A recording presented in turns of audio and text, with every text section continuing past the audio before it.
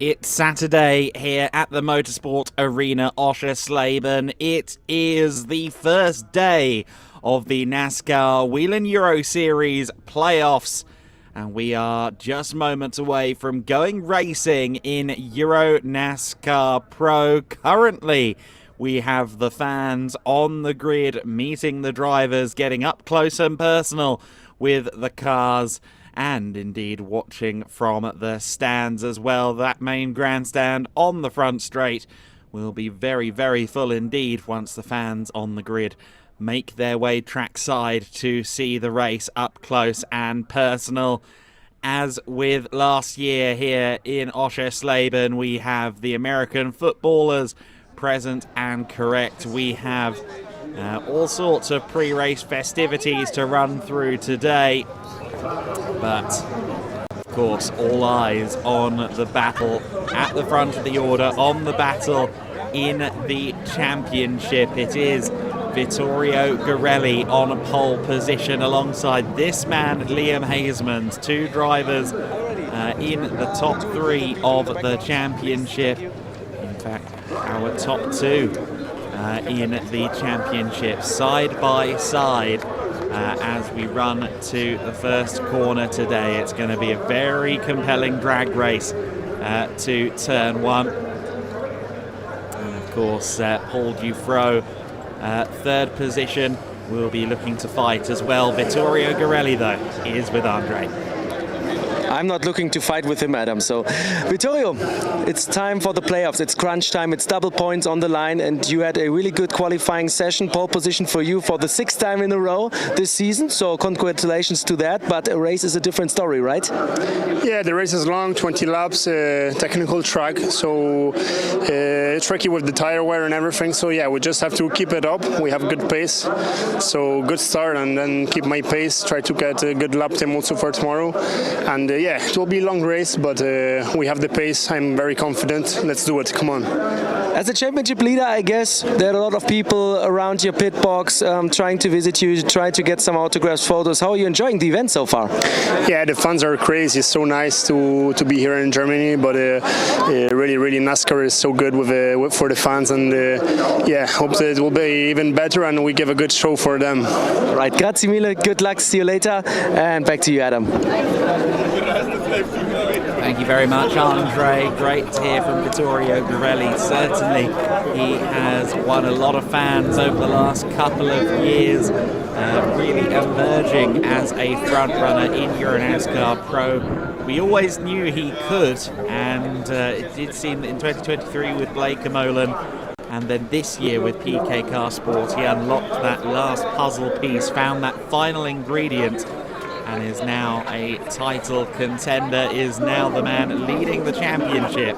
He is alongside Liam Hasemans on that grid. In the next few seconds, we will have an invocation, a prayer at the front of the grid. We get a look here at the point standings, just 10 points splitting the top three. Hasemans also leading Junior Trophy, Lanza leading Challenger Trophy.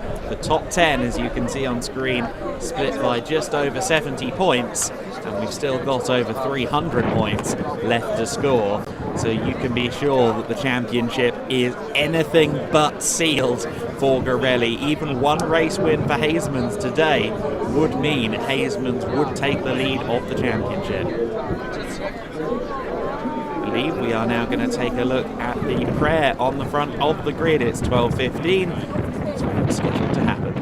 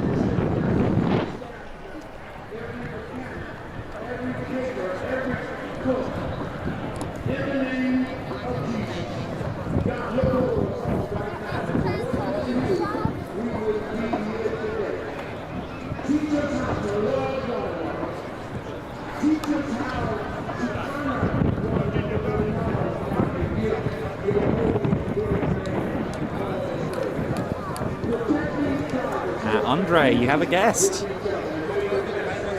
I have. Next to me is Galev, the singer-songwriter who produced the official soundtrack for the NASCAR GP Germany here in Oschersleben. So nice to have you here. On Friday, your song Freischwimmer was released. How do you feel? Thanks a lot. Yeah, I'm really happy, excited and proud that I released yesterday my song Freischwimmer, and I'm happy to be here and that it's also the official soundtrack of the NASCAR GP Germany here in Oschersleben.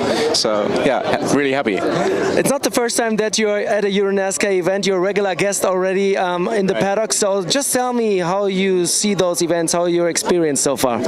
I mean, I really like it. Also, the connection, the bonding with the participants and the fans. It's really special, and I think there's also similar to the music. And yeah, I like the emotions. And through the time, through the last races, there had been also friendships with drivers and the crew and everything. So it's a little bit like feeling home, so good movement to release the song yesterday, including NASCAR. Okay, final question. Where can we find you on social media and where can we find the song? You find the song on all streaming platforms. You can download it on Amazon, for example. Yeah, but available on all streaming platforms. And your social media platforms? Social media would be Instagram, TikTok, yeah. And the tag? The tag is #Team Galev. All right, thank you so much. Enjoy this weekend. Galev, Thanks a lot, Andre. official singer of the official soundtrack for this race. Back to you, Adam. There you go, and great to see Galev with Andre there. So then, as you can see, it really is a massive humanity down there. Lots of drivers will be busy signing autographs at the moment. And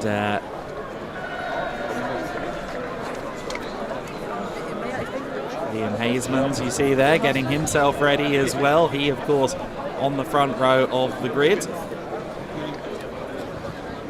believe it was John Lee Hooker Jr. That gave the invocation. I think we heard that one on air. But John Lee was here last year as well. So great to have him a consistent part of this event.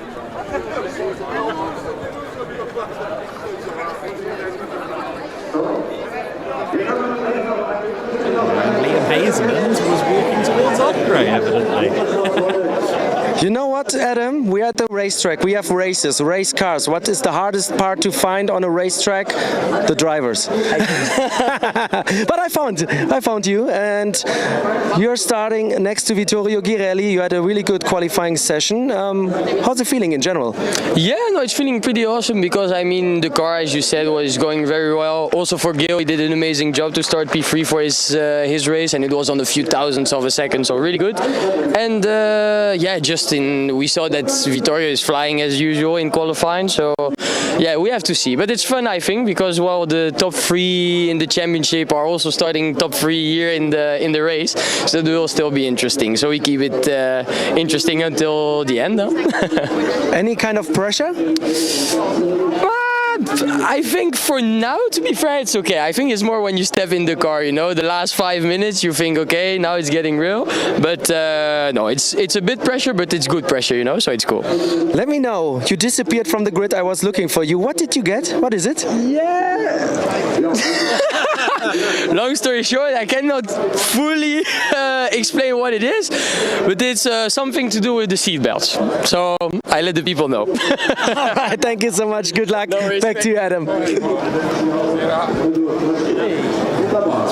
the foam finger and repurposed it by the looks of it. So then, Liam Hasemans getting ready to go. Great to hear from him as ever. You can hear how relaxed, how lackadaisical he is, but once he gets behind the wheel and goes racing, the personality changes significantly. He's a great person to chat to. And Andre always makes sure to get him because he's always at the front of the grid, and of course so is this man, Gianmarco Ercoli. Yes, I grabbed the reigning champion, and I guess the fight is not over. You want to defend your title, but it's going to be a tough battle against Vittorio. Any ideas how you can beat him in the last 4 races with double points on the line? So the double points is a good opportunity for try to move the standing. I think today start a good war is important. Stay always in the first 3 position and try to catch the big dream. How was the preparation? Did the team work a lot on the car to make you a little bit faster to catch up? Yeah, today we improve a lot from the last race. We stay in the position we think, and I'm happy for the job of the team because from the 4-5 row we arrive near the first row. Today I'm sorry with the team for the last sector of the second lap in the Super Pole because my little mistake don't give the possibility to stay in the first row was important in this track, but we stay near the first, and this is important. All right, then good luck, grazie mille, have fun, thank you so much. Car Racing, one of the top organizations here in EuroNASCAR, and they know how to set up a car and win a championship, so Gianmarco is still in the battle. Definitely still in the battle, yeah, that much is for certain. They haven't shown quite the pace they had last year as of yet, but as Andre said, Cal Racing know what they're doing. You don't win championships by accident at any level in motorsport. And let's see what they can do. From 4th on the grid, Gianmarco Ercoli will be looking for some better fortunes. Remember, he had to limp a damaged car home in Most, and that wasn't really the first instance of Ercoli getting some bad luck. So let's see how he fares this time around. Be interesting to see as well how Mark Goossens does. From 5th on the grid, he's been resurgent. He had to miss Brands Hatch. Paul Dufro is with Andre. Yes, I'm trying to practice a little bit of different languages. Bonjour, ça va? Ça va très bien et vous? Oh, ça va. Okay, let's switch to English, please. That's it, all I can do. So, you're still in the championship battle. It's going to be a tough playoff round. There are double points on the line. You see the title in front of you. You're the reigning EuroNASCAR 2 champion. Do you feel a little bit of pressure now? No, not really. As I told you yesterday, there will be a video of me in the Saturday highlight. No, as I told you, I'm not too much pressure. I'm taking a lot of fun of this car. We are really lucky to be there as a racing driver. So many guys want to be at our places. So yeah, just I'm taking a lot of fun. I was taking less fun moment when I saw that Girelli put me 0.7 of a second in one lap, but yeah, it was kind of huge. So yeah, we work on the setup. I know he's always better in qualifying than in races. So yeah, the goal is him. So yeah, I think we can still fight for the win. This will be really hard because in this track you cannot really overtake. But yeah, we will have to take the opportunity at the start or when one driver will make a little mistake. This will be really crucial in those playoffs. Every position counts, and yeah, more than ever, not a DNF. So if you do a DNF, you're already dead for the race, for the championship. I have to say something. I've heard the phrase, you cannot overtake at this track, at every track we have been. So, prove us wrong.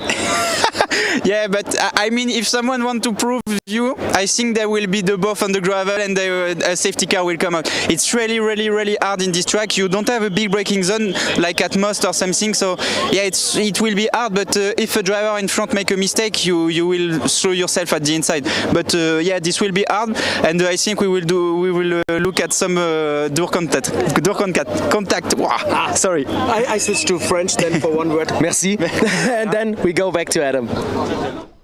C'est parti, Paul Giffro.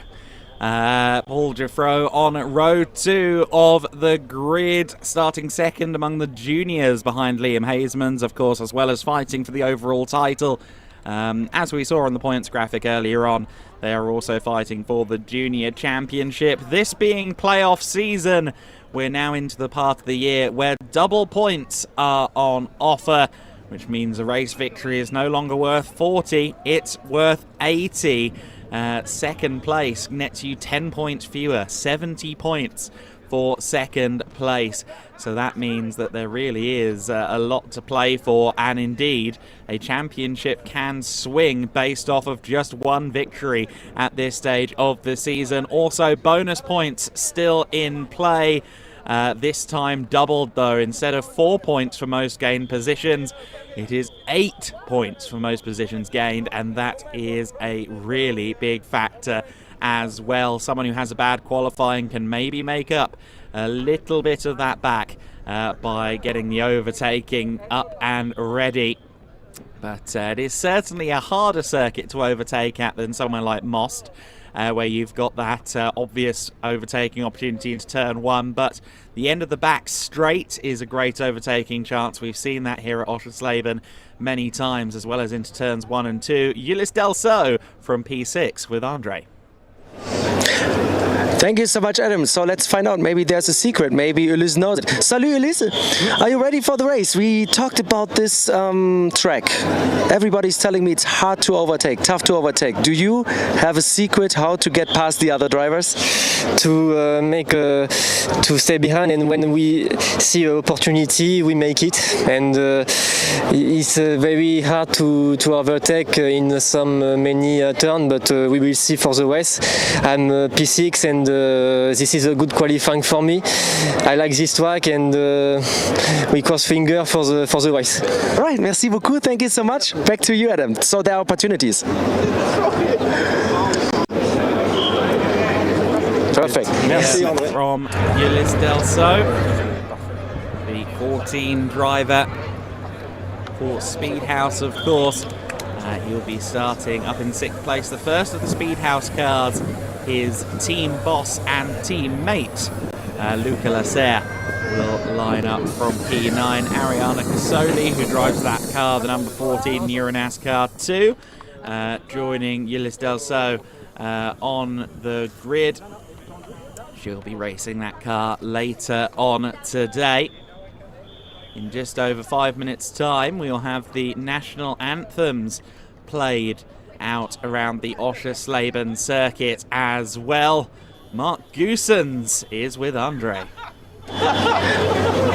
I just try to continue the story, Adam, because I have now a driver who knows so many tracks and who knows how to pass people. So a lot of people tell me here, a lot of drivers, it's tough to overtake, almost zero opportunities. But I guess with your experience, you know exactly where our places are, right?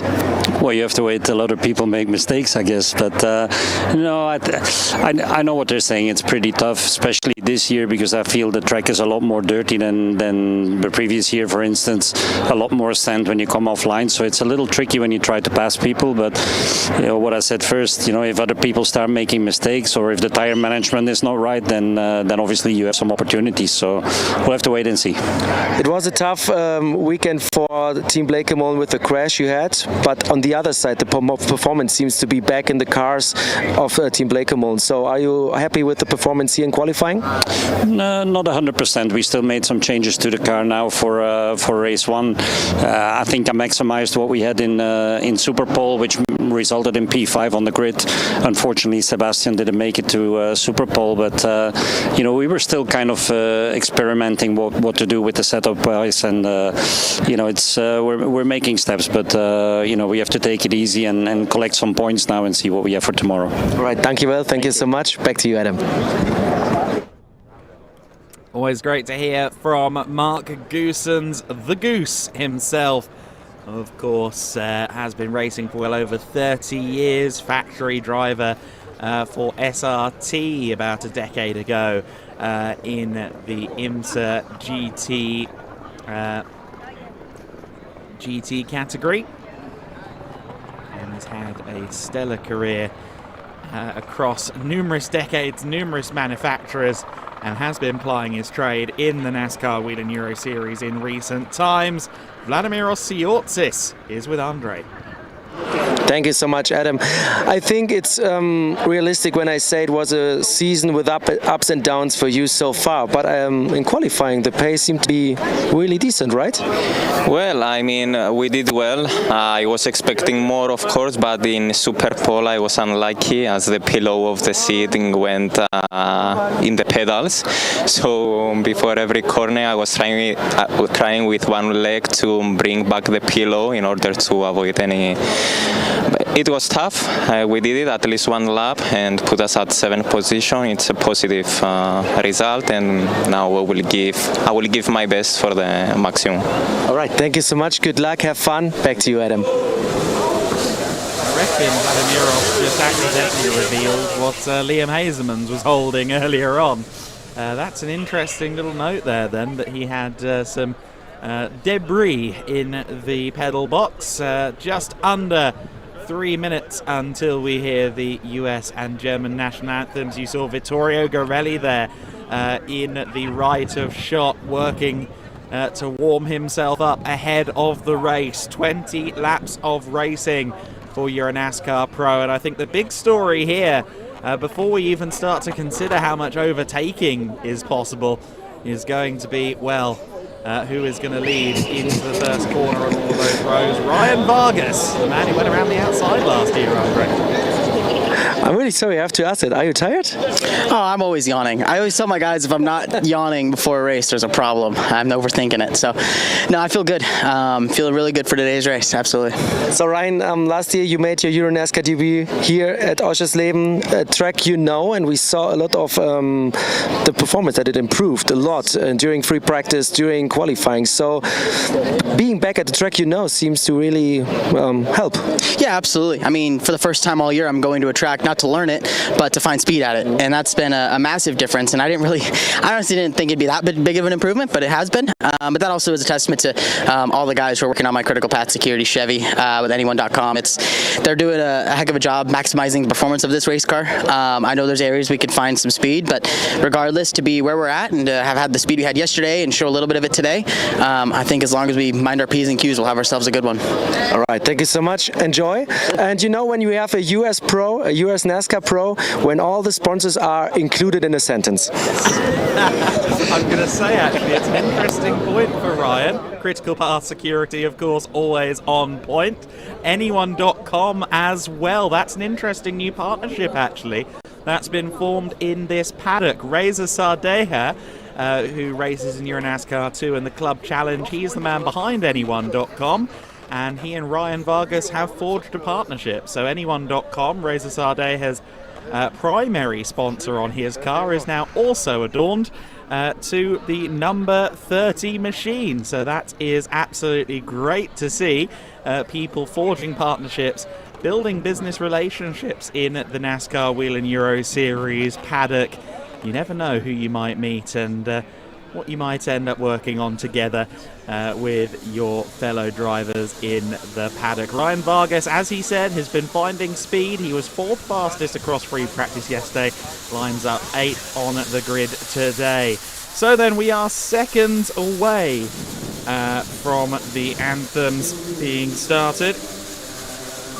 And there will be the US anthem only, rather than the German and the US being heard now.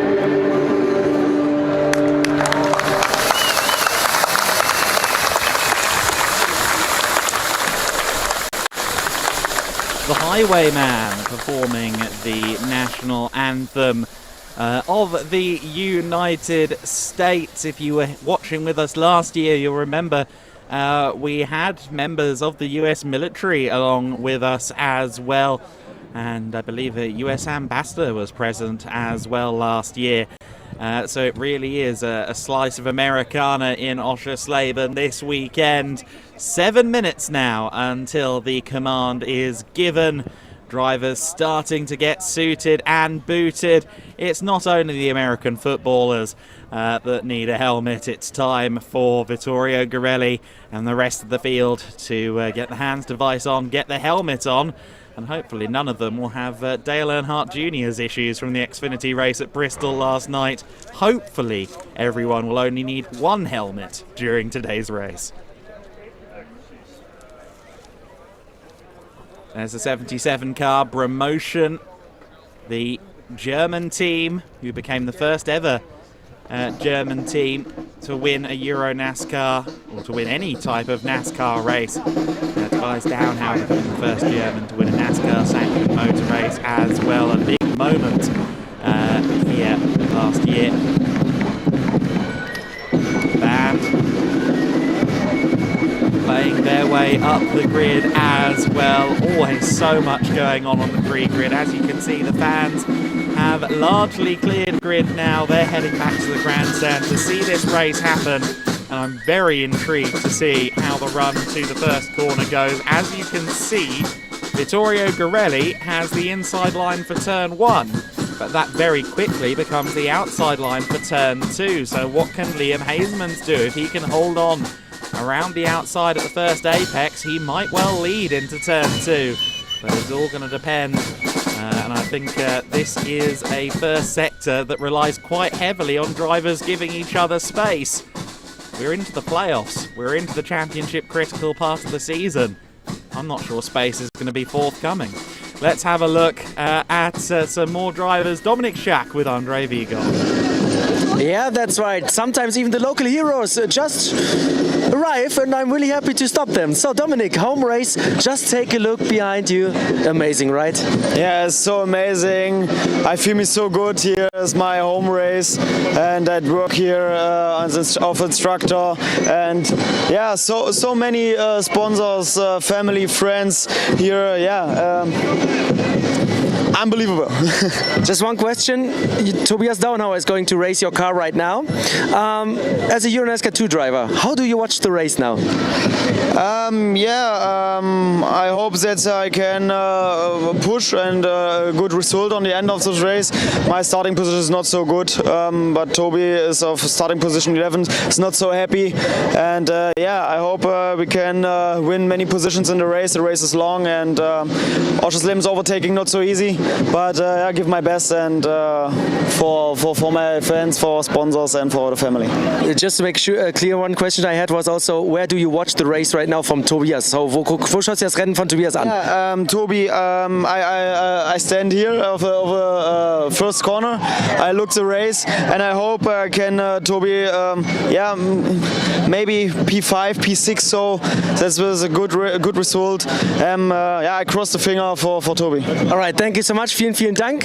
Genieß es. Back to you, Adam. Yeah. So then, Andre Viegold getting to catch up there with Dominic Schack. As he alluded to, one of the home drivers, of course, Tobias Downhauer, also receiving a lot of home support this weekend. And he said their top 5 finish from 11th on the grid. It's going to be a bit of an order for Tobias Downhauer, but I'm sure he has the speed to do it. 3 minutes just over until the command is given for drivers to fire their V8 motors into life. The wait is all but over here in EuroNASCAR Pro, and the story tells itself at the front of the grid. The top 2 in the championship are the top 2 on the grid. In fact, the top 4 in the championship are the top 4 on the grid. So the title battle is there live in living colour and fender to fender at the front of the field. This one is potentially going to be a barnstormer and potentially it could be something we look back on as a pivotal moment in the championship. Each driver will be hoping that that pivot is in their direction, in their favour. Vittorio Gorelli has had a stunning season. He'd have a much bigger lead if he didn't pick up a points penalty earlier in the season. He has had a dominant car. He has been very fast this year.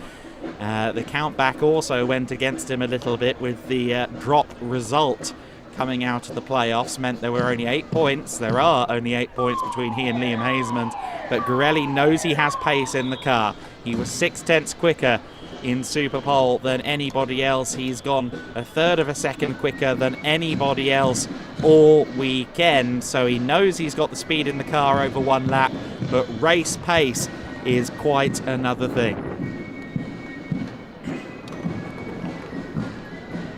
1 minute and 30 seconds left until we fire these engines into life. Of course, we always have Grand Marshals on hand to give the command, and you know what? We like to encourage them to give it with as much gusto as they possibly can. It's going to be bobsled competitor Wolfgang Hoppe that gives the command in just over 1 minute's time. In fact, on 1 minute's time. So let's see if our winter sports superstar can give the command with full gusto. We're 45 seconds away. As soon as the engines are fired, we are very quickly onto the formation lap, and then it will be a 2x2 rolling start into that first pair of corners here at Oschersleben. I just get the feeling there are going to be some fireworks in this race. Oschersleben, a circuit where it can be hard to overtake. It requires patience to carve through the order here. Let's see if the patience is forthcoming. Wolfgang Hoppe, over to you as we get ready for the command.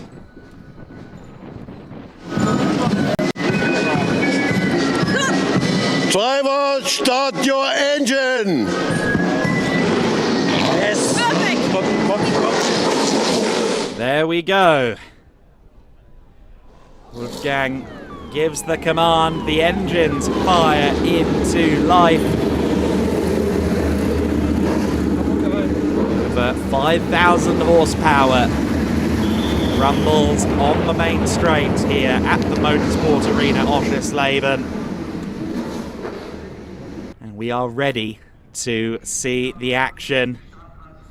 Who's your money on? It's an interesting place to have a 2x2 rolling start, because Gorelli, yes, he's got the inside for turn 1, he's going to have the outside for turn 2. You heard Mark Goossens talking about how it's a little bit dusty, a little bit sandy, a little bit dirty on the outside of these corners. So for Liam Hazeman, it's going to be a challenge to hold on around the outside at turn 1 to try and convert for the inside at turn 2. But it's certainly possible. The green flag waves on what promises to be a very compelling weekend in EuroNASCAR Pro. Will we see the front row drivers fight for the win? The championship top 4 make up the first 2 rows of the grid. Will we see someone from further back? Will it be Dufresne, Urkeley, maybe even someone surprising like Siortzis, Luca Lasser, even Ryan Vargas challenging for top 5, if not podium positions in this race? Let's find out now. We're on the formation lap, and it's Vittorio Gorelli that leads them around. Liam Hazeman is alongside him. Then it's Dufresne and Urkeley on row 2 of the grid. Mark Goossens and Yillis Delso on row 3. Row 4 of the grid is Vladimir Siortzis in the number 1 car. Good to see the Academy Alex Caffey Motorsport car right up there. Ryan Vargas for 3F Racing on row 4. Speedhouse and the Club Motorsport with Luca Lasser and Fabrizio Armetta. Row 5, Tobias Downhauer and Martin Dubeck. Promotion and Hendricks Motorsport rounding out the dozen. Sebastian Blakemolen is next in 13th alongside his teammate Thomas Dombrowski. Victor Neumann and Liam Lambert are next alongside Max Lanza and Dario Casso, bringing us down to 18th. Konstantin Schul and Nick Strickler round out the top 20 ahead of Riccardo Romagnoli, Thomas Crossonis and Thomas Toffel.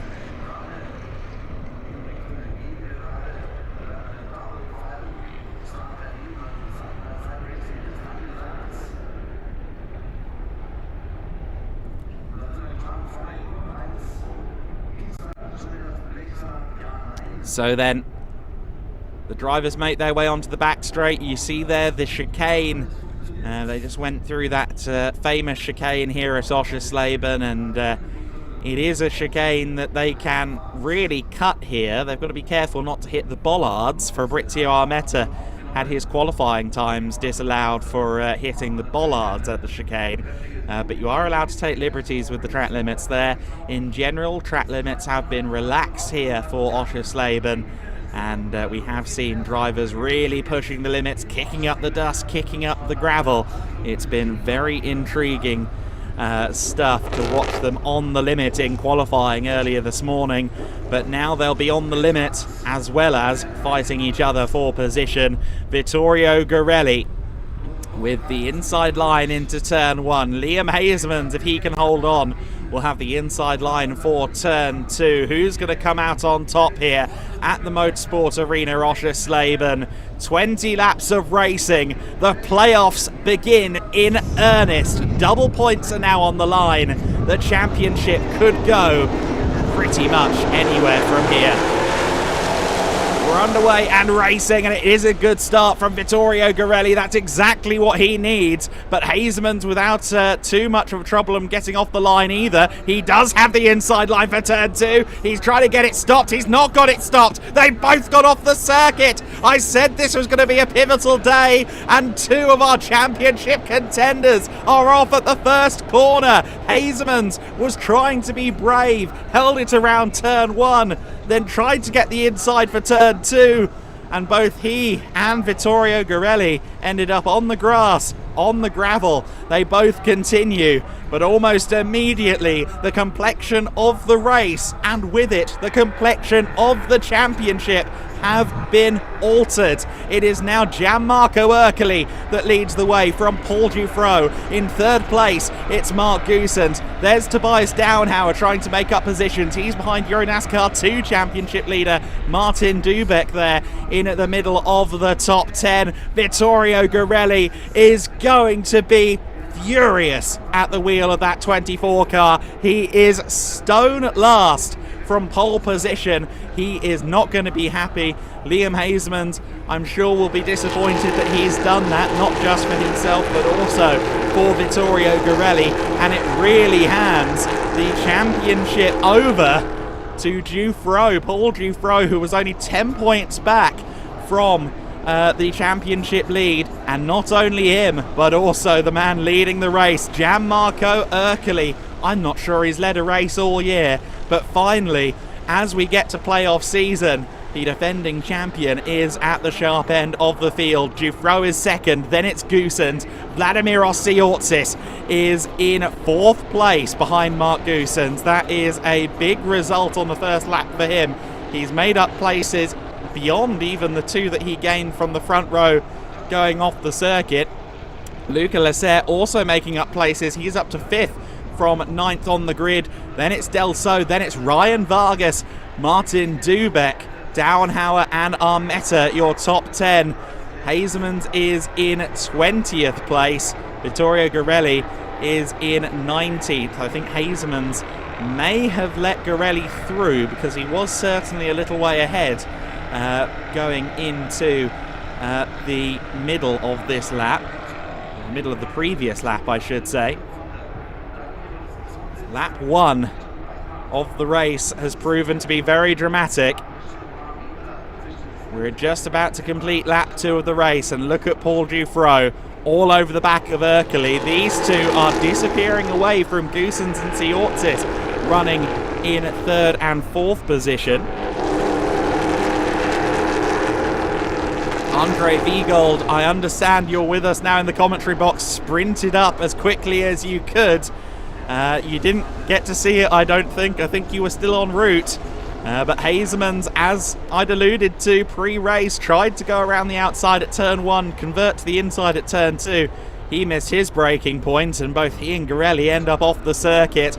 The championship has changed 2 corners in to playoff season. That's why this is such an important time of year in EuroNASCAR.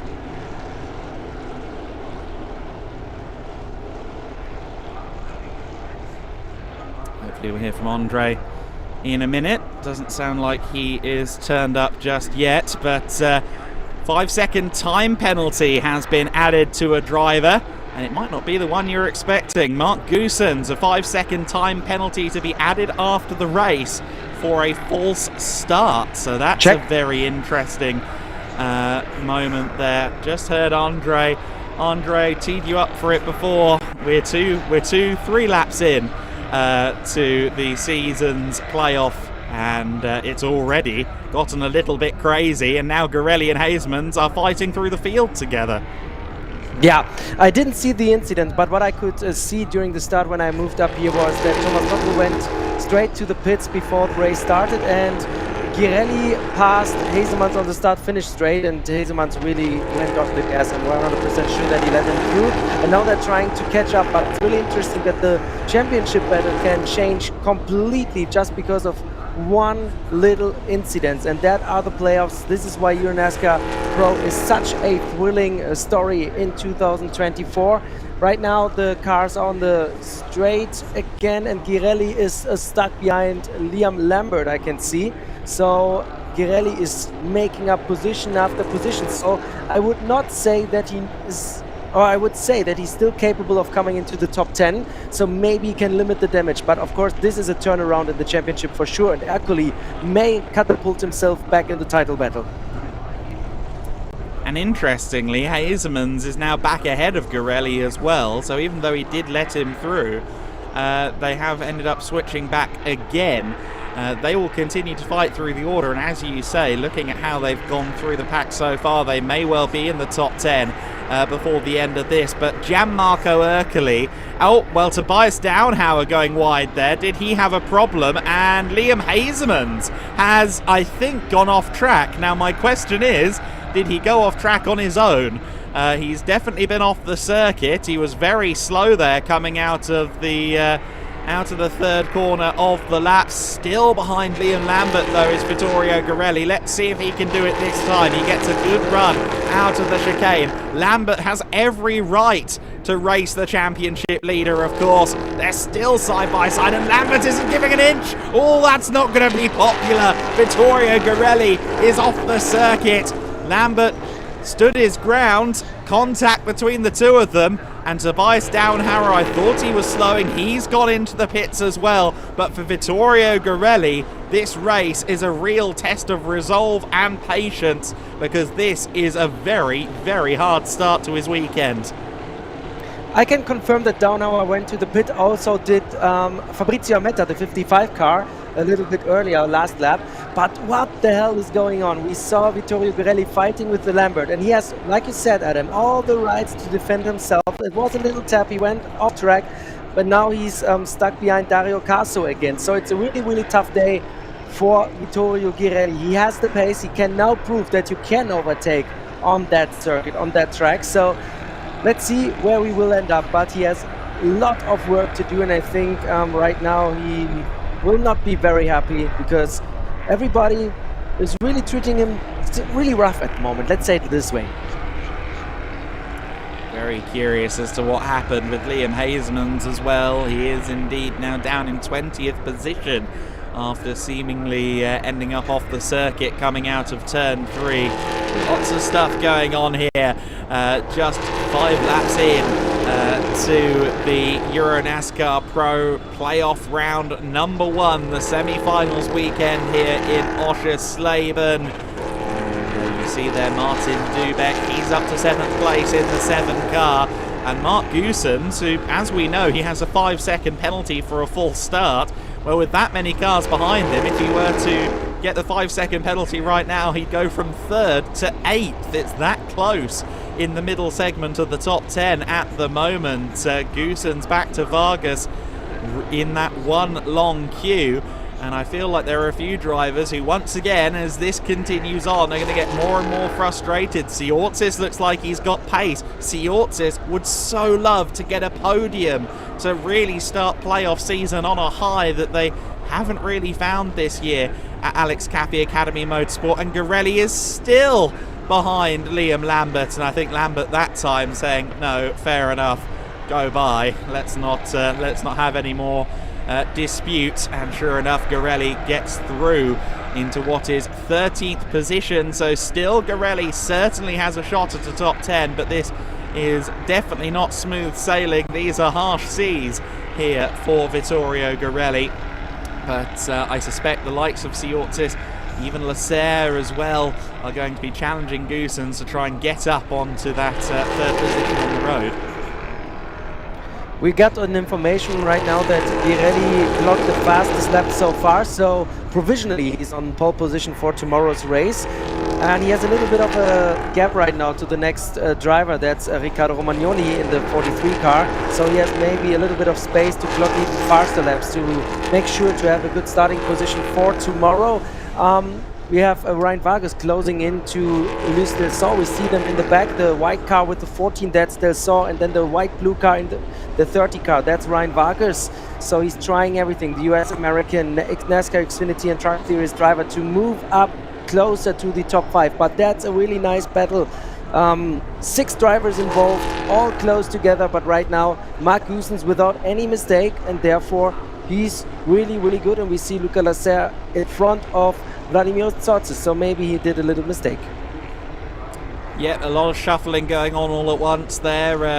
Lasserre was, I think, at one point behind Del Sol as well, and then Lasserre is now up ahead of Siortzis in what will effectively be third place, of course, with Mark Goossens set to receive a penalty.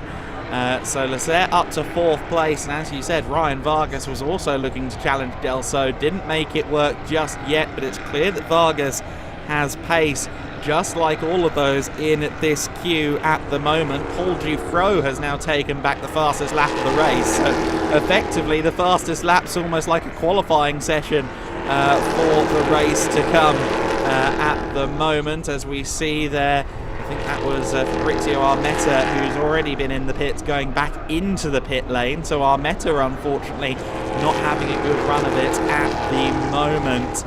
Tobias Downhauer still in the pits as well. But that battle between Gianmarco Ercoli and Paul Dufresne looking very interesting. They were 4 tenths apart going across the line. We've been watching that battle for third. We've been watching this man, Vittorio Garelli, carve his way through the order. He's currently after Victor Neumann for 11th place, but let's not lose sight of the fact that the top 2, 3rd and 4th in the championship as well, lest we forget, are fighting it out for a win here at Oschersleben. This would be the first win of the reigning champion Gianmarco Ercoli. He's waiting so long in the 2024 season to have a shot to win the race, and the 54 car looks really good. But Paul Dufresne, he's eager to attack, but he needs to be calm, he needs to be patient to have a shot to win this race. But it's a really nice battle that we have, but we see also that Dufresne and Ercoli have a different pace than the guys behind them. And we also have to always think about the penalty against Mark Goossens, and we also see that race control will investigate the incident on lap 2 after the race, so there may be something coming up. We will of course inform you about that on our social media channels and on EuroNASCAR.com when we have the decision by race control. But this is a really nice battle, Adam, between Ercoli and Dufresne. They're really on the limit here. Incidents involving 4 cars in turn 2, lap 1. So there were apparently 4 cars having various incidents there. Oil flag is also being shown on the entry to the back straight coming out of the chicane, so perhaps someone has leaked some fluid. That could well be Fabrizio Armetta or Downhauer, given they've both been slow moving on the circuit. Certainly not slow moving though is Luca Lasserre. He's carved his way up through that mid top 10 fight. He's left Vladimiros Siortzis in his wake, and now Mark Goossens are scrapping it out for 3rd position on the road. But Goossens of course has a 5-second penalty, Siortzis looks like he's starting to struggle for pace a little bit as we get deeper into this race, and that of course could be good news for Mark Goossens, even if Luca Lasser gets past him, because maybe by the end of the race there will be 5 seconds of buffer between Goossens and Siortzis. So I think Goossens will be willing Vladimiros on, saying keep Dubek behind, keep Del So behind, keep Vargas behind. Let me try and get a top 5 out of this. Yeah, it's really intense right now. I'm curious to see where Girelli is at the moment. When I take a look at the live timing, he's now behind Thomas Krassonis, so he already passed Victor Neumann. He's now in 11th place, so Girelli is really limiting the damage and is doing a good comeback after this first lap incident. So Girelli may get some points that could help him retain or regain the lead of the championship tomorrow in Sunday's race, but the gap between Krassonis and Girelli is now about half of the start-finish straight, so he has a lot of work to do, but we have 11 laps to go. A lot of time for Girelli to maybe join the top 10, and behind them, I just look outside of the window, Hazemans is behind the 77 car of Konstantin Schöll. Yeah, I wonder if Hazemans has some damage now. In fact, his pace is good. He's setting 132.8, so I don't think he's had damage. He's just had a lot of ground to make up around the circuit. Speaking of lap times, Vittorio Girelli has just set the fastest lap of the race, so that again would be pole position for tomorrow, with the fastest laps determining the grid order for Sunday. And of course, he has clean air now.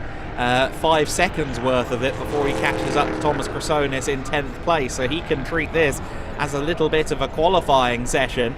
Krassonis has also been very quick. He's one of a few drivers in the 32, so he could well be a top 5 starter by the time we go racing on Sunday. That would be a big boost for Marco Stitt Motorsport at their home race on weekend started, unfortunately, with Krassonis' car faltering in qualifying before he could even do a lap. Siortzis kicking up dust with Dubek and Del So behind him.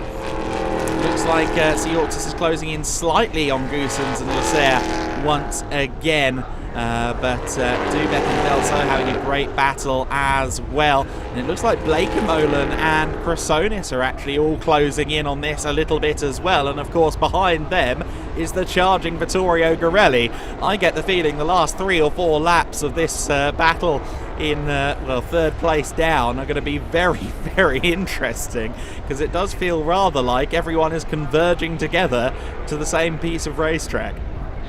Yeah, definitely, and we know that Mark Goossens and Luca Lasser had a little bit of a story at Autodrome Most when there was a little incident and Luca Lasser was penalized, giving back the position to Mark Goossens, but both agree that that was a penalty and everything was fine, so there's no bad blood between the two. But these are 2 of the most experienced drivers we have in EuroNASCAR. Luca Lasser is on board since the founding of the series. Mark Goossens is an endurance racing legend, even raced in the American Endurance Championships in the past, and he has been part of the championship also now for many, many years. So there's a lot of experience behind the wheel in the 72 and the 33 car.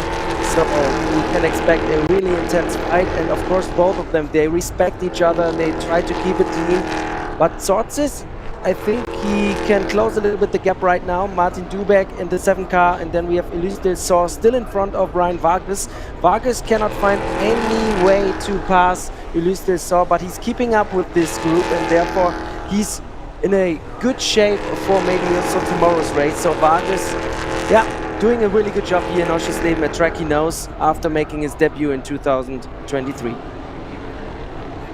Yes, I think that's been a big relief for Ryan to no longer have to kind of figure out the lay of the land of the circuit. Had a big confidence boost at this very corner, actually, last year, going around the outside of, I believe it was, Luca Lasser, which really kind of announced his arrival onto the scene in the NASCAR Whelen Euro Series, and it's been great to have him on a full-time basis this year. So Goossens, if you're just joining us, running third here with a 5-second penalty though, so all of those cars behind him as it stands, would end up classified ahead of the 72 Team Blake-Amola machine. As things currently stand, it's still just half a second between Paul Giuffreau and Gianmarco Ercoli at the front of the order. That battle still looking very interesting, but Ercoli, for the first time this year, controlling a race from the front. He does look like he's got enough pace to keep the RBB competition car behind for the time being. We'll see if that changes as we go deeper into the race. Leclerc's been kicking up dust. He's clearly trying hard. Of course, he can't afford to simply wait behind Goossens and just wait for that penalty to take hold later on, because if he does let off the throttle even a little bit, he's going to have Siortis, Dubek and everyone else all on his back bumper. And again, Mark Goose is proving to be the cork in the bottle, but Siortis is off the circuit. He digs the rear axle into the gravel trap. That is at bare minimum going to be a full course yellow, and it's quite bumpy there between turn 1 and 2, and I think the car just pitched away from him under braking there over one of the bumps. A hugely unfortunate moment for Siortis, having one of his best runs of the season, and I just feel really bad for him. He's such a lovely driver, he's such a good guy, but this year the luck just isn't in that number 1 car. Yeah, definitely. I agree. We have full course yellow, by the way.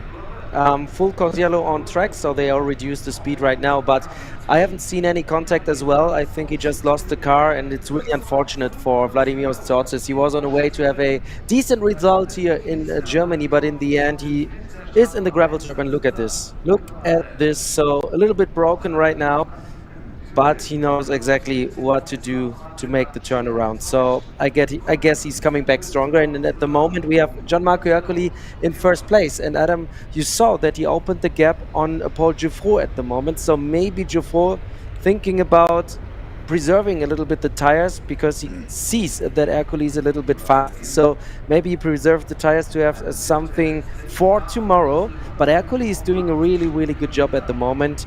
This may be his first win of the season. The reigning champion winless so far, but this streak could end here today after this full course yellow. I guess it's not going to take that long to remove the car. We have no safety car out there, just the full course yellow, but the lead for Ercoli, it's quite big at the moment, and he's now on the start-finish straight. Yeah, going very slow, and now exiting the last corner, it's Paul Giuffreau. So the gap between those two is quite big. Yeah, Siortis was a little bit wide coming out of turn 1, I think. Tried to pitch the car into turn 2 as quickly as he could, hit a bump, and that's what sent the car into a spin. Has come into this year with partnership from HTFX, a new sponsor he picked up over the winter, and unfortunately this year hasn't quite been a replica of his great 2023 season, but we know he's going to come back swinging in 2025, and indeed we know there's still time for him to get some good results in the remainder of this season. Now, it was just over 1.5 seconds, the gap between Ercoli and Giuffreau, before the full course yellow came out. Giuffreau's previous lap had been a 1:34, which is a bit off the boil. I wonder if Giuffreau had made a small mistake on the lap prior to the full course yellow. Now the gap is starting to look a bit more like what it would have done. I think Ercoli was a bit later to the full course yellow limiter than Ercoli was, because the gap had opened up significantly. That much was plain to see, but now Ercoli is starting to drop back towards Giuffreau. It'll be interesting to see whether we go to safety car. From memory, I think every time we've gone full course yellow this year, we've then gone to safety car. So whether or not that's a kind of unofficial protocol, or whether we might just go back racing from here, we'll have to wait and see. But certainly this is going to be disappointing for some, again, Leclerc and those who were trying to get past Dubek. I think also disappointing for Vittorio Gorelli, because it freezes the progress that he was making. He was getting ever closer to the rear of Thomas Chrysonis at the time of the full course yellow. Yeah, definitely. And have you seen that Sebastian Blekemolen and Thomas Chrysonis close the gap to Vargas. So maybe there are 2 more drivers joining this battle for 3rd place, and I think we go back to green. So no safety car. The full course yellow is over. We are back to green, and Gianmarco Ercoli full on the throttle with this comfortable gap on Paul Giuffreau. And look at this, Adam. This is what we would like to see. A lot of fans here at the Motorsport Arena Oschersleben, the 2nd edition of the NASCAR GP Germany, here at this beautiful track in the north of Germany, 2 hours away from Berlin. So just to make sure that you know where this track is, and we are back to racing.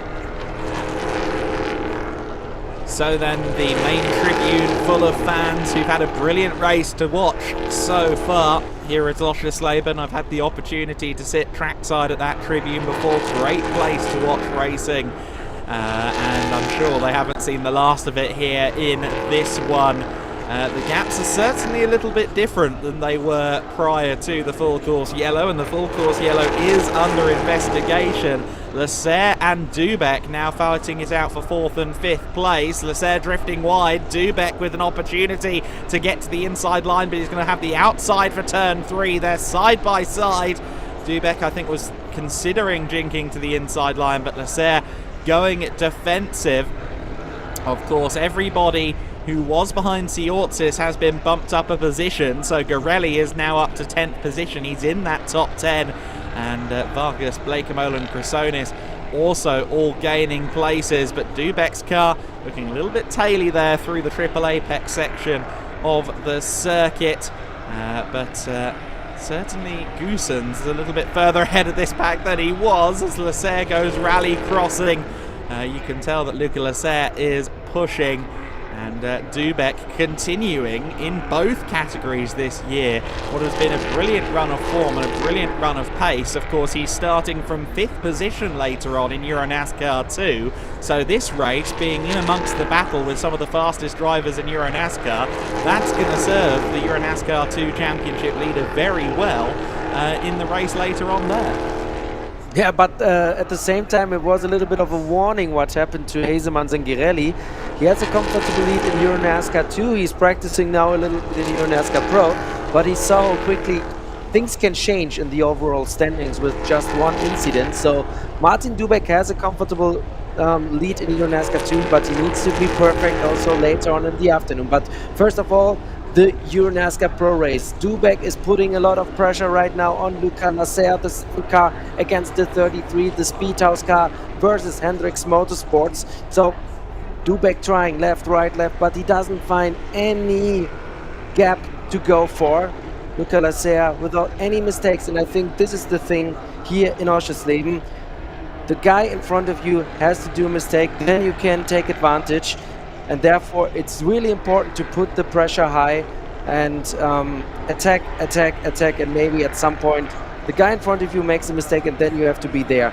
You cannot let him go too far away. This is the key to make a pass here in Oschersleben. Bouncing across the curbs there at the chicane as Dubek continues to chase Leclerc down the back straight. Here at the Motorsport Arena Oschersleben, the gap between Ercoli and Giuffreau last time by was 1.5 seconds, so it's about what it was prior to the full course yellow. So all things were corrected at the front of the order in regards to the full course yellow. Let's see what their times are, their gaps are this time across the line. Giuffreau with a quick time last time by. Ercoli's last lap was a 1:34.228. And Paul Giuffreau in second place was 0.8 quicker. So Giuffreau maybe has a little bit left in the back pocket as we get towards the end of this race. Is Ercoli just managing, or is Giuffreau starting to pull some more speed? We'll have to wait and see as we take a look at Ryan Vargas under pressure from Sebastian Blakemole. And of course the 3F racing car is run with some support from Team Blakemole, so it's almost team boss versus teammate there in that battle for 7th place. Ercoli and Giuffreau though very, very close together now. I can't help but think that Gianmarco Ercoli wouldn't let himself drop back into the clutches of Paul Giuffreau if he could possibly avoid it. I think Giuffreau simply has the pace. This isn't race management from Gianmarco Ercoli. This is a threat. Yeah, definitely. Geoffroy is now putting a lot of pressure on Ercole, and Ercole needs and tries to defend this lead, but we know that Gianmarco Ercole has what it takes to sustain the pressure. He has a lot of experience. He's the reigning champion. He won the championship last year at Zolder in the very last minute. He became a dad in Valencia at the season opener, so completely different environment at home for Gianmarco Ercole, but he lost not a single piece of his pace, and right now he's trying to get his first win in. You see the lap counter, Adam. For me, it's time to go to victory lane because I'm always the one welcoming the car, the winner there. And it's a quite long walk, so I give the last laps over to you. See you later. See you down there. Let's find out who Andre Viegold is going to be welcoming into victory lane as Paul Giuffreau continues to apply and mount the pressure onto Gianmarco Ercole. Further back in the field, Vittorio Garelli has got past Thomas Chrysonis, so Garelli is now up into 9th position as he continues to mount his charge through the field. Liam Hasemans is currently in 13th place. As you see there, Fabrizio Armetta back out on the circuit. I think they're testing to see that everything's okay with that car before its obligations later on in the day and indeed on Sunday.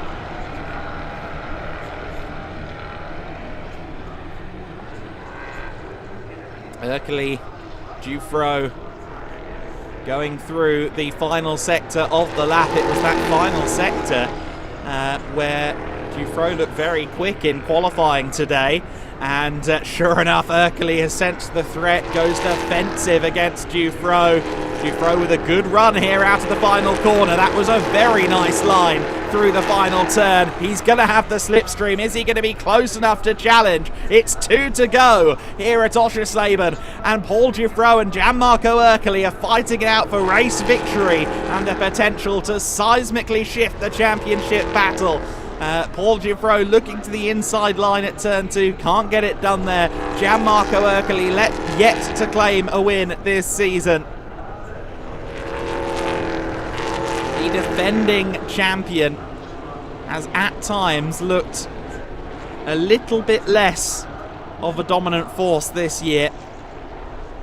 It just felt like there was a missing piece in the puzzle at Cal Racing in the 54 camp at times this year, but whatever missing piece that was, they have found it, and he's right up there now. He's been consistent, 6 top 5s and 6 top 10s coming into Most, and he has had a really solid season, but he's been lacking those wins, and that's now where he is at the sharp end. But Paul Giuffreau is challenging him hard here. They're going to begin the final lap this time by anything that Paul Giuffreau is holding back. You can rest assured he isn't going to hold back anymore on lap 20 of the race. Giuffreau, of course, also yet to win a race.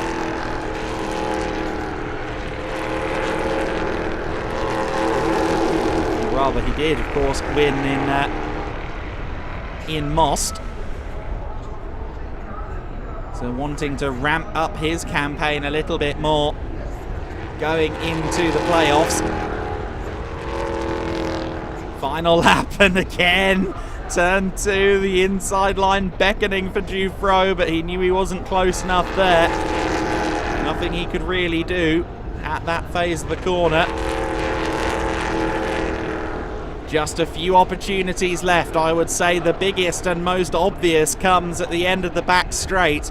You can then try and make a wild lunge in either of the final 2 corners of the lap if the opportunity presents itself. But the clock is running down, the time is running out for Paul Giuffreau, who goes very wide there, trying to use as much of the road as possible. He does get a very good run out of the chicane, but I'm not sure he's going to be close enough. It's going to take a very brave bit of braking to make a move at the end of the back straight. He's not close enough. He may have slightly compromised his run there through the right-hander as a result of that, but it is very close to the back of Gianmarco Ercoli. He's trying to set himself up here for a run at the final corner. Is he going to make a move? He thinks about it. He has a look, but Gianmarco Ercoli is simply magnificent, defending well, keeping the car where it needs to be, and for the first time this year, Gianmarco Ercoli is a race winner. The defending champion finally claims win number 1 of the season. That will bring him right back into championship proceedings. Dufresne taking second place, and I think with that second place may come the championship lead. Lasser in third once Mark Goossens has his penalty applied. Mark Goossens did cross the line in P3, but of course he has a penalty to consider, so it will be Lasser that takes third ahead of Dubeck and Delso. Then I think Goossens will be classified in 6th place. Ryan Vargas with a strong 7th place finish ahead of Sebastian Blaker-Molen. Vittorio Garelli getting to 9th place. Chrysonis in 10th. And Liam Hasemans, we saw him drag racing to the line with Victor Neumann. Unfortunately, the best he could do was P13. A hard day for the Dutchman.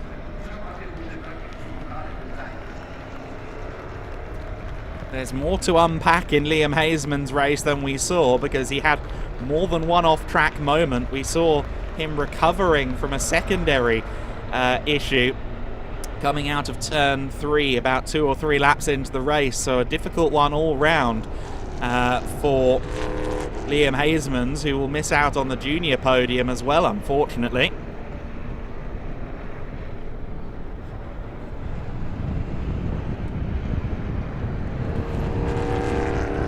A big haul of penalties has just come through. None of them affect the race win, but 5-second penalties for full course yellow speeding applied to the following cars. The number 77, that's Konstantin Schul. Car 43, that is the Riccardo Romagnoli car. Number 21, Liam Lambert. Number 8, Dario Casso. Number 47, Victor Neumann. And number 88, Max Lanza, all receiving 5-second penalties for full course yellow speeding. So that is going to be a big talking point.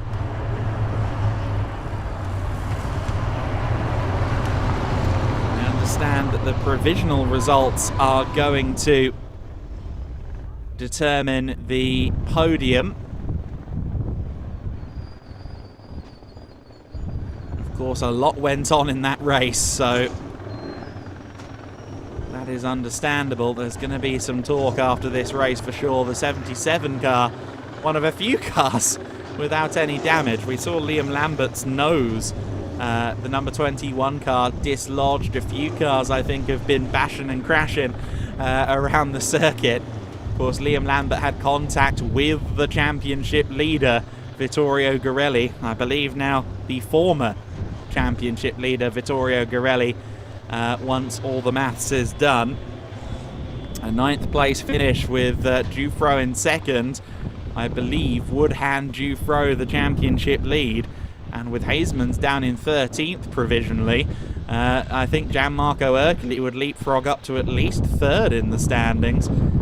If not a little better than that. Gianmarco certainly has turned the tide on his season with this first win of the year. If you're going to get a first win of the season after a consistent run to this point, I guess you may as well do your winning when it is double points on the line. Gianmarco Ercoli has found the perfect time to return to victory lane. Yes, he certainly received assistance with Garelli and Hasemans having their contact at turn 2 on lap 1 of the race.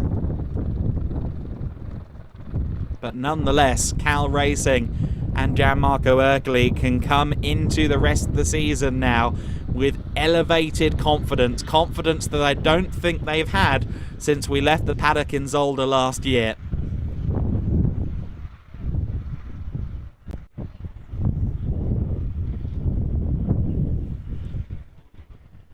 Some interesting points to also talk about further down the grid. Thomas Teufel's best lap of the race was a 1:32.667, which I think will put him on the second row of the grid for tomorrow's race. So Thomas Teufel, even though he was in the pits for much of the race, he is quite possibly going to be right up there and in amongst it at the start of Sunday's race. Let's look at the start of Saturday's race, though. This is the big talking point, the big controversy. Hazeman's around the outside of Garelli. Gets onto the dust there on the outside, can't get the car stopped. And unfortunately, as he drifted off the circuit, he forced Garelli off the track too.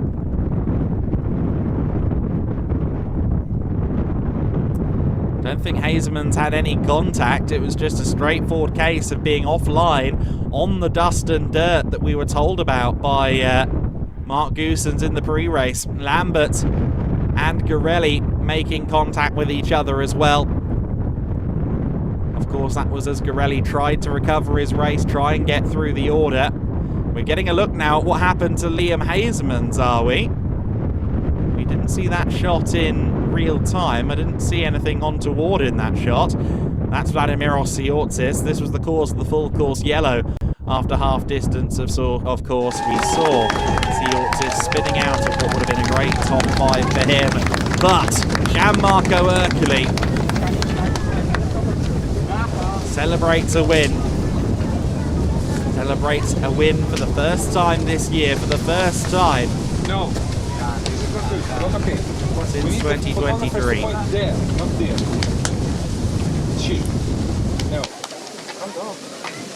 So, how do we do it? We need him to move there. We need the logos in the back. Provisionally speaking, with of course a lot of penalties that were applied there for the full course yellow speeding, and with investigation surely still to come, but provisionally Paul Giffreau with this win will have indeed moved up to the championship lead, 4 clear of Garelli, 5 clear of Ercoli. So sorry, Paul Giffreau will more than likely be the championship leader with his second place finish, and Gianmarco Ercoli will be 5 points away from the championship lead by the looks of it, provisionally speaking, based on the win he's had today. So from over 20 points back, Ercoli cementing himself as a front runner again in the championship. Yeah, thank you so much, Gianmarco Ercoli. Finally the first win of the season as the reigning champion, and the whole championship battle changed with just one playoff race. How do you feel? So the feel is good. I'm happy to come back in the 5th position, the finish of the race. After a really hard month, all the team worked hard for have the best car in the semi-final, and I close only the ankle. I'm happy. This year is terrible because I'm a tiger in a prison. It's hard to show all the potential of the team, but day by day, job by job, with the correct mentality and a really good objective, arrive the result, and congrats to the team and all my sponsor. You know exactly what happens now. Here's the winner sticker. The winner of this race, Gianmarco Ercoli.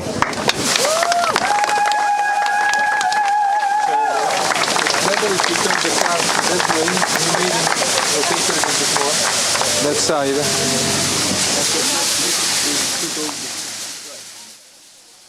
For the first time this year, Gianmarco Ercoli receives a winner's sticker, and he hasn't forgotten how to perfectly apply it. Good job, Gianmarco Ercoli. To reiterate, provisionally speaking, this puts him just 5 points behind the new championship leader. Again, very much provisionally, 4 points back. That being Paul Giffreau, now on 343. Garelli, 4 points back on 339. And Gianmarco Ercoli with this win goes from 24 back to just 5 back, provisionally speaking. And that means we're going to have a very interesting EuroNASCAR Pro semi-final race 2 here tomorrow at Oschersleben. The big loser from all of this Drama in today's race, undoubtedly Liam Hasemans, who, provisionally speaking, 20 points back now in the title fight. Thomas Krasonis is with Andre. Thank you so much. And Thomas Krasonis, it was a really tough race out there. You had a good battle all day long, right? Well, I think we had an advantage because from the unlucky qualifying we had a very fresh set of tires, basically new. I didn't manage to do even half a lap. So yeah, that was the plan. We discussed with the team, with Alan, with everybody to clear the start, to stay away from trouble, put some qualifying laps for tomorrow, which I think we are P5 for starting the grid tomorrow, which is very good. My best qualifying ever in Pro. And yeah, we just went with the flow to see how it went. Top 10 finish, P3 Junior, all good. What else to say? I'm happy from starting last. It's good. We have to calculate, but maybe you also get the best, the bonus points, the 8 bonus points, and it's a lot in the playoffs, right? It is a lot. Every point matters. I don't know. I will just enjoy. You know, we have another race also, EuroNASCAR 2. So yeah, I'm very happy. So yeah, I relax today. Tomorrow is another day. We have, you know, long playoffs to go. All right. Thank you so much. Congratulations, Thomas Krasonis. Back to you, Adam. Really laid back vibes there with Thomas Krasonis. He's clearly feeling pretty confident after that race, and justifiably so as well. 10th place finish for him, and as he said, provisionally going to be right up there with the fastest laps. I believe he's right in saying he'd be 5th on the grid, and as I alluded to before, Thomas Tefel I think is due a Row 2 start, so some really interesting names will be in the mix. Ryan Vargas was right in the mix in that race, wasn't he, Andre? Yes, he was. It was a really good battle for you all race long, and another junior trophy podium. Yeah, kind of got screwed on that full course yellow there. Some slow cars for some reason, but no, I mean, our critical path security, anyone.com Chevrolet Camaro was really, really good. Feels good to come back to a track. Haven't had that all year and finally do, and the result speaks for itself there. So just really happy to have all my family, the sponsors from Critical Path, Custom Kings, everybody out here. It's just so cool to see the amount of people wearing number 30 3F Racing Critical Path shirts. It's really cool. All right, congratulations. Thank you so much, Ryan Vargas. Back to you, Adam. Thanks, man. 3F Racing, a team with their roots in Germany, aiming to become the first German team to compete long-term plan in the NASCAR Cup Series. And starting off with the EuroNASCAR campaign, first time they've done a full season, and Ryan Vargas piloting the car well. Paul Dufro, second in the race, but provisionally championship leader, Andre. I'm just going to repeat that. Provisionally championship leader after this race. How do you feel? Oh yeah, I didn't know that. I thought I will be a bit behind. Yeah, I saw Gerelli Asman went really wide at T1, and then with Ercoli we just go 100% at the inside.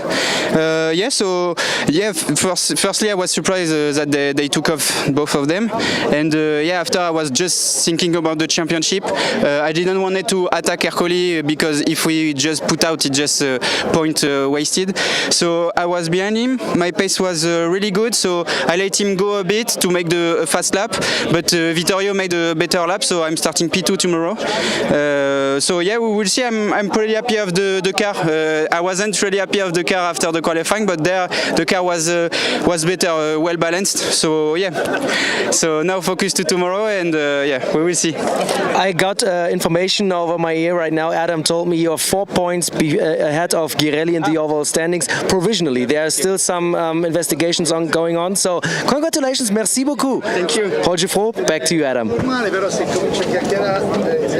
Possibly going to be the most valuable second place of the year, isn't it? For Dufro, it would have been a lot better, of course, if he'd managed to get that win.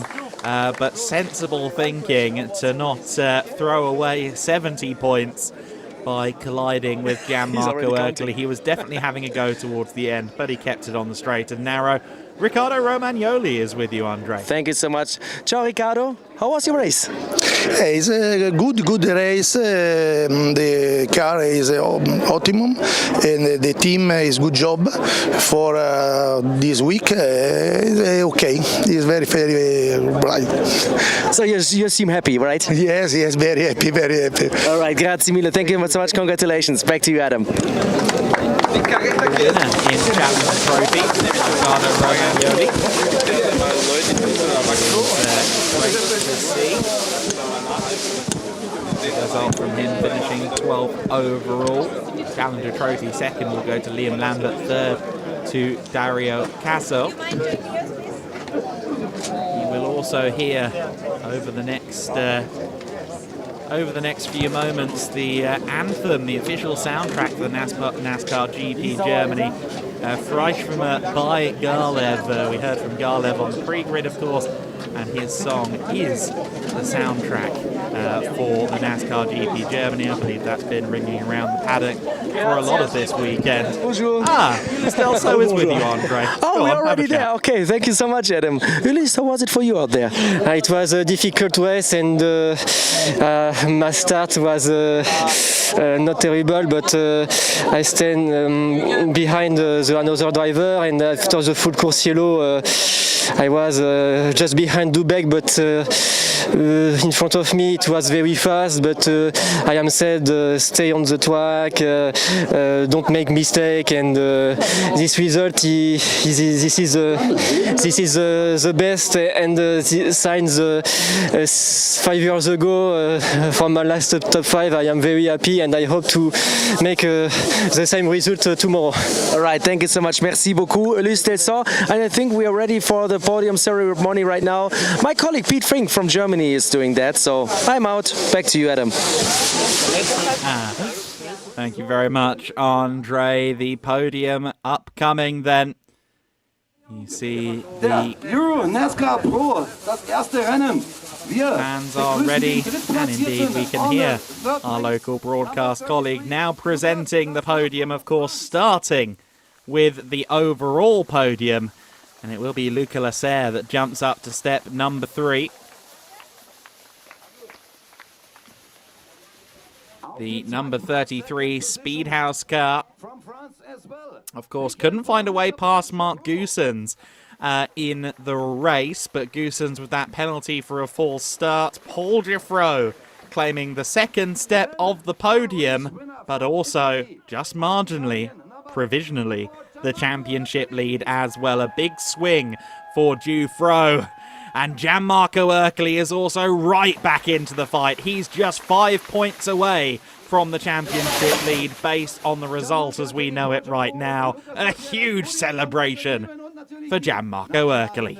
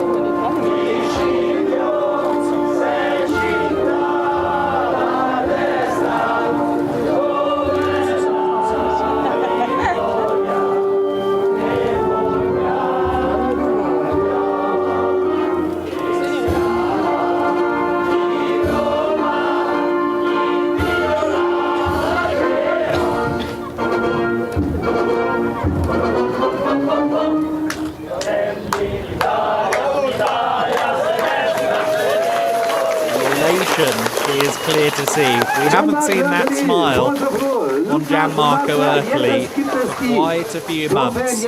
Victory has evaded him so far this season, but finally on the top step, finally right back into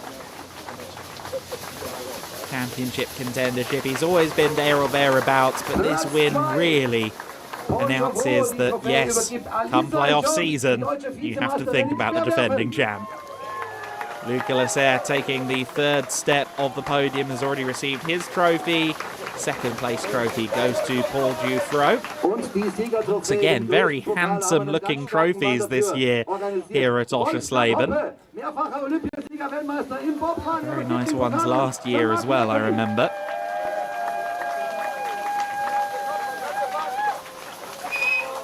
The winning trophy going to Gianmarco Ercoli, presented by Wolfgang Hupper, the ex-Olympic bobsledder, Alyssa John,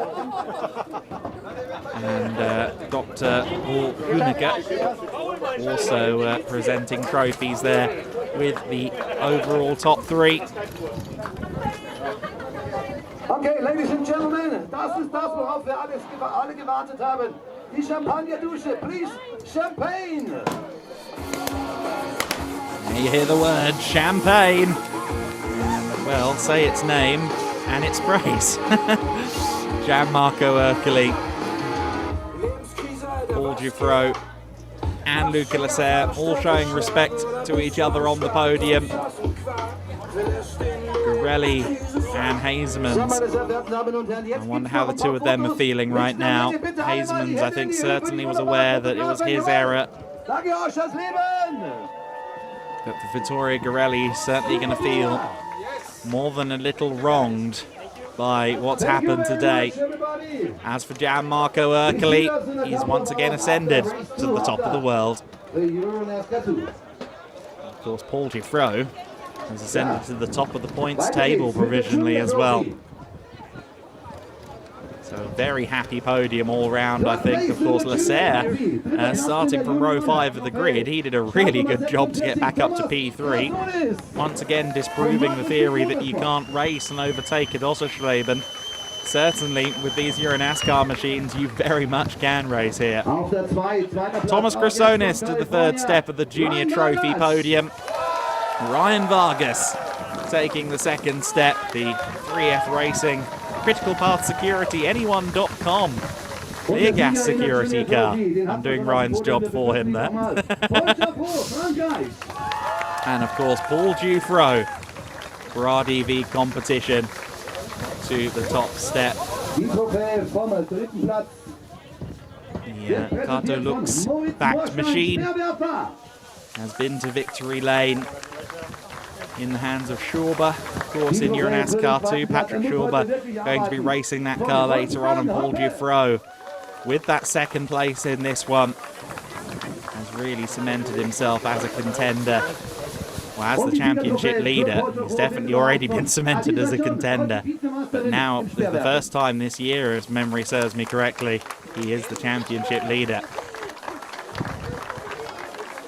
Paul Dufresne presented the podium there, or presented the trophy there for the Junior Trophy podium. Vargas will be happy with his 2nd place there, and Thomas Chrysonis, as he said, he's going to be right up there in the top half dozen for the race on Sunday in EuroNASCAR Pro. And of course, he's got some good results potentially on the horizon as well in EuroNASCAR 2. A great positive start to his weekend. Dario Casso to the 3rd step of the podium.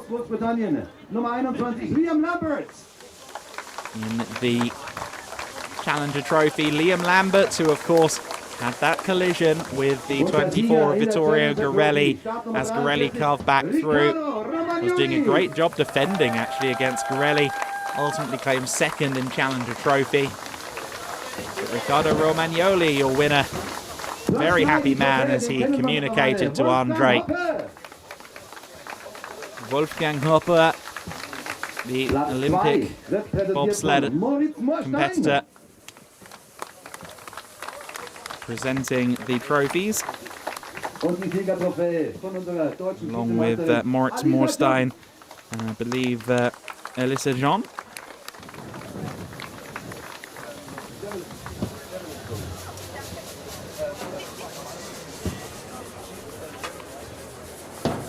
All 3 up onto the top step to celebrate their efforts within the Challenger Trophy class, which is for the kind of more gentlemanly drivers, the hobbyist drivers within EuroNASCAR Pro, some of whom really do challenge the pros in this series. It's been very exciting to see the likes of Tufel get in amongst it at times this season. And Dario Casso trying to invite some friends onto the podium as well. Great to see the Vic Motorsport driver having such a good time. Of course, his car will be driven later on by Mario Ercoli, the brother of today's race winner in the EuroNASCAR 2 race this afternoon. So then, a dramatic race, to say the least, here at the Motorsport Arena Oschersleben. A lot happened over the course of that race distance. We take a look back at some of the action. It was the first couple of corners that really kicked things off. Hazeman getting onto the dust there, not getting the car stopped for turn 2. And he and Vittorio Girelli across the grass, across the gravel, and to the rear of the field. Drama from the very beginning. And Gianmarco Ercoli claiming the lead. Massimilio Lanza also having a spin early doors in the race, but he gathered it back together. Eventually finished 18th. This was Girelli and Lambert getting into it together as they fought further back. I think this was about 14th place at the time. Girelli had to do even more work. Lots of battling through the field. Not quite sure there was an incident there, but Siortzis having his spin. This ultimately triggered the full course yellow and unfortunately dropped the Cypriot driver out of the top 5. He'd had such a good race to that point. Lasser and Dubek were fighting it out for what would ultimately, of course, be 3rd position, with Mark Goossens up ahead receiving a full course, receiving a 5-second penalty for a false start. At the front of the order, though, Gianmarco Ercoli led it from turn 2 onwards, and despite the best efforts of Paul Dufresne, it was the Italian that led the way and claimed his first win of the season.